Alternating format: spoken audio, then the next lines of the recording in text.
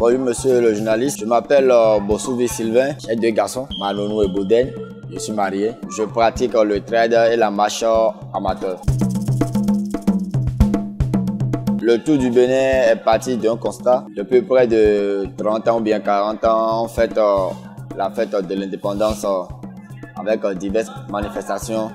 Mais aucun fils du pays n'a jamais décidé de parcourir les 12 départements et presque les 77 communes à la marche pour au moins révéler le Bénin aux autres nations. Ce qui a fait que, comme je fais déjà de la marche amateur et je suis dans un club qu'on appelle Marche Pro, c'est ça qui m'a permis de me lancer ce défi, le Tour du Bénin à la marche.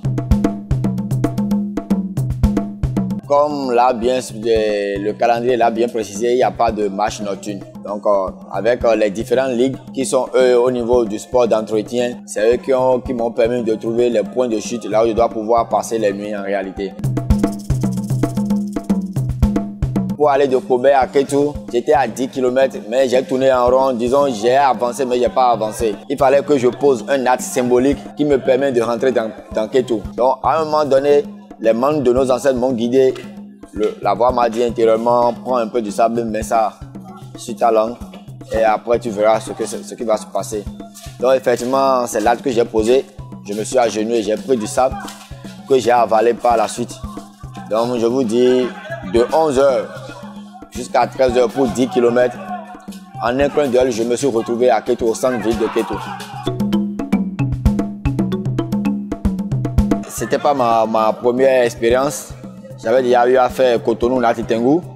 Après, j'ai l'habitude de partir 2 jours, 3 jours, les laisser avec leur maman. Donc, ils sont déjà habitués. Malgré que c'est de jeunes garçons, 4 ans et 2 ans, ils sont déjà habitués. Ils ne m'ont pas trop dérangé, ils ne m'ont pas posé de problème. À la suite de ce tour, j'ai tiré beaucoup d'enseignements. Je sais que mon pays, le Bénin, a beaucoup de choses à révéler aux autres nations. Ça m'a permis à moi, sur le plan personnel, de m'aguerrir, que ce soit sur le plan mental et sur le plan physique. Mon prochain défi doit être plus grand que ce que j'ai fait. Peut-être la lutte contre la faim ou bien la paix en Afrique.